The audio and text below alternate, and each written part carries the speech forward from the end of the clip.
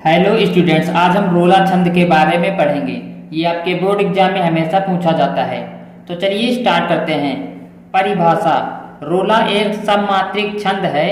इसके प्रत्येक चरण में 24 मात्राएं होती हैं तथा 11 व 13 मात्राओं पर यति अर्थात विराम होता है। तो चलिए इसकी परिभाषा को समझ लेते हैं। जैसा कि परिभाषा में लिखा है, रोला एक सममात्रिक छंद है। इसके प्रत्येक चरण में 24 मात्राएं होती हैं, यानी कि जितने भी चरण होंगे उसमें पूरे 24 मात्राएं होती हैं। तो यहाँ पर जैसे कि ये एक चरण है तो इसमें पूरी 24 मात्राएं होंगी, और इसमें भी 24 मात्राएं होंगी, और इसमें भी 24 मात्राएं होंगी, और इसमें भी 24 मात्राएं होंगी। तो ये सब हमारे एक चरण है, दो चरण है, तीन चरण है और ये चौथा चरण है।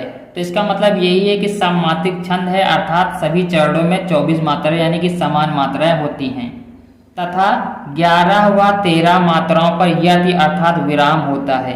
सभी चरणों में क्या होगा, 11 मात्राओं के बाद हमारा यति आ जाएगा, यानी कि विराम यानी कि ठहराव आ जाता है। उसके बाद हम दूसरा स्टार्ट कर देते हैं। तो यहाँ पर देखते हैं, जैसे कि ये चरण है तो यहाँ पर इसको बोलते हैं, जो एस की तरह बना है ये होता है 2 मात्रा के लिए, 2 मात्रा। इसे हम क्या बोलते हैं, इसे हम बोल देते हैं गुरु, या फिर हम बोल देते हैं दीर्घ। इस एस जैसे को हम बोलते हैं गुरु या फिर दीर्घ। और जैसे कि ये बना है, इसका मतलब होता है एक मात्रा, एक मात्रा। इसे हम बोल देते हैं लघु, इसे हम लघु बोल देते हैं। तो यहाँ पर आप देख सकते हैं ये एक चरण है, इसका मतलब 2 मात्रा, 2, 2, 4, 5, 6, 7, 8, 9, 10, 11। तो यहाँ पर लिखा था 11 व 13 मात्राओं पर यति। तो यहाँ पर 11 मात्रा हो जाती हैं, तो यहाँ से हमारा ठहराव आ जाता है, यति आ जाता है। उसके बाद 1, 2, 3, 4, 5, 6, 7, 8, 9, 10, 11, 12, 13। तो यहाँ पर 13 मात्राओं के बाद भी क्या आ जाता है, यति अर्थात विराम आ जाता है। तो ये सभी चरणों में लागू होता है।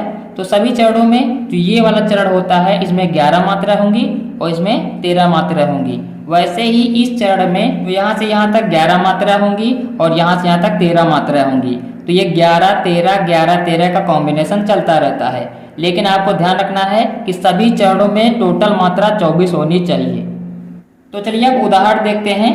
उदाहरण है, नीलांबर परिधान हरित पट पर सुंदर है, सूर्य चंद्र युग मुकुट मेखला रत्नाकर है, नदियां प्रेम प्रवाह फूल तारा मंडल है, बंदीजन खगवृंद शेष फन सिंहासन है।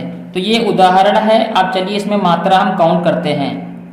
तो मात्रा काउंट करने के लिए आपको ध्यान रखना है, तो ये जो एस की तरह है इसको हम गुरु बोलते हैं और ये इसको हम लघु बोलते हैं। तो यहाँ पर गुरु किस में लगाएंगे और लघु किस में लगाएंगे। अगर बड़ा आ की मात्रा है, बड़ी ई की मात्रा है या अंक की बिंदी है तो उसमें हम क्या करेंगे, गुरु लगाएंगे।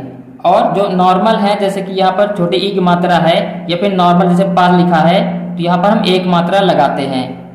और जो संयुक्त अक्षर होंगे उसमें हम गुरु लगाएंगे। तो चलिए इसमें हम काउंट करते हैं। तो यहाँ पर बड़ी ई की मात्रा है तो यहाँ पर हम गुरु लगाएंगे, और यहाँ पर बड़े आ की मात्रा है लाम, तो ये संयुक्त अक्षर है तो इसमें भी हम गुरु लगा देंगे। और बा के लिए 1, रा के लिए 1, पा के लिए एक मात्रा, री छोटी की मात्रा है तो एक मात्रा, यहाँ पर धा में बड़े की मात्रा है तो यहाँ पर हो जाएगा गुरु। और ये लघु, इसमें आप देख सकते हैं एक मात्रा, ये भी एक मात्रा, ये भी एक मात्रा, एक मात्रा, एक मात्रा, एक मात्रा, एक मात्रा। और यहाँ पर सुंदर, यहाँ पर आप देख सकते हैं छोटा ऊ है लेकिन यहाँ पर ना भी इसमें है तो ये हो जाएगा गुरु। और दा के लिए एक मात्रा, रा के लिए एक मात्रा और हाय के लिए 2 मात्रा। तो यहाँ पर हम टोटल मात्रा काउंट करेंगे तो 24 मात्राएं होंगी। और ये जो मात्राएं होंगी ये होगी 11 मात्राएं और ये पूरी मात्रा होंगी 13 मात्राएं। तो दोनों को जोड़ देंगे तो कितना हो जाएगा, 24 मात्राएं। तो इसी तरह सभी चरणों में 11, 13 का कॉम्बिनेशन चलेगा और टोटल मात्राएं 24 होंगी। तो वैसे ही मैंने सभी में मात्राएं लगा दी हैं, आप इसको समझ सकते हैं। तो चलिए कुछ और उदाहरण लेते हैं ताकि और अच्छे से समझ सकें। उदाहरण नंबर 2, उठो उठो हे वीर आज तुम निद्रा त्यागो, करो महासंग्राम नहीं कायर हो भागो, तुम्हें वरेगी विजय अरे यह निश्चय जानो, भारत के दिन लौट आएंगे मेरी मानो। उदाहरण नंबर 3, जीती जाती हुई जिन्होंने भारत बाजी, निज बल से बलमेट विधर्मी मुगल कुराजी, जिनके आगे ठहर सके जंगी ना जहाजी, हैं ये वही प्रसिद्ध छत्रपति भूप शिवाजी। तो यहाँ पर हमने 3 उदाहरण बताए हैं, आप कोई भी उदाहरण लिख सकते हैं, लेकिन ध्यान रखना उसमें आपको मात्रा लगाना पड़ेगा। तो आपके बोर्ड एग्जाम में हमेशा परिभाषा व उदाहरण पूछा जाता है, या फिर आपको बहुकल्पी में भी क्वेश्चन पूछा जा सकता है, तो इसमें से आप लिख सकते हैं। इसी तरह के वीडियो देखने के लिए आप हमारे चैनल को सब्सक्राइब कर सकते हैं। मिलते हैं नेक्स्ट वीडियो में। Thanks for watching.